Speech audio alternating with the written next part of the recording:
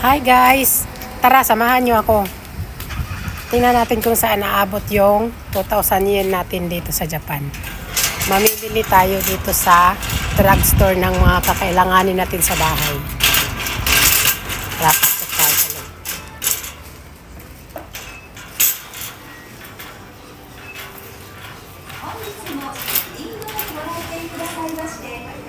Ayun, bumili na rin ako ng pangsabon ng pinggan.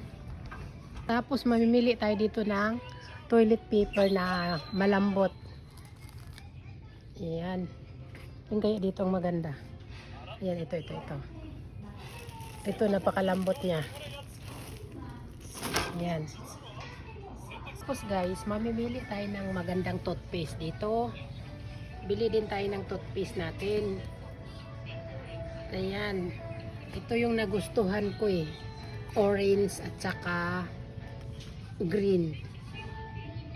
Dalawa lang muna bilhin natin.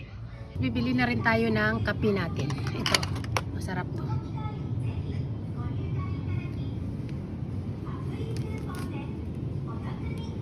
Bili na rin tayo ng pang sabon pang laba.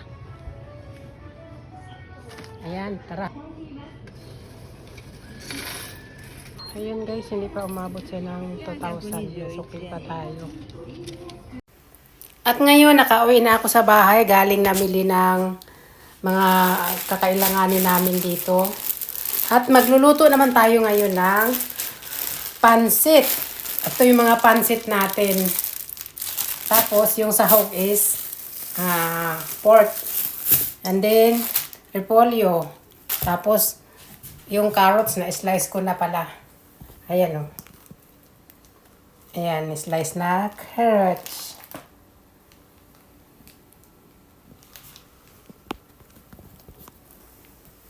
So, ngayon, umpisahan na natin ang pagluluto.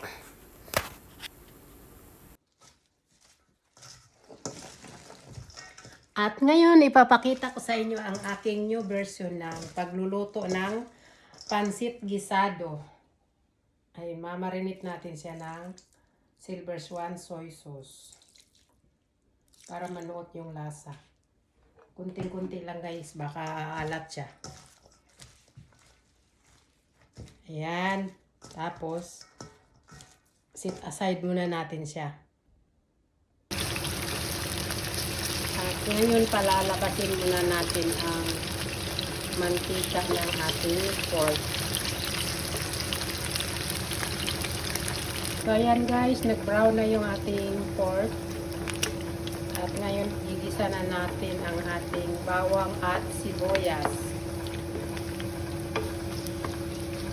Tayin lang na mag-golden brown ang ating bawang para manunuot yung amoy.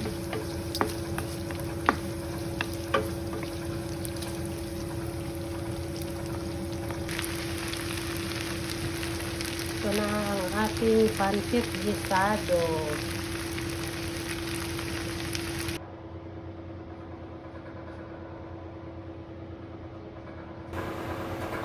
Ito na mga onata.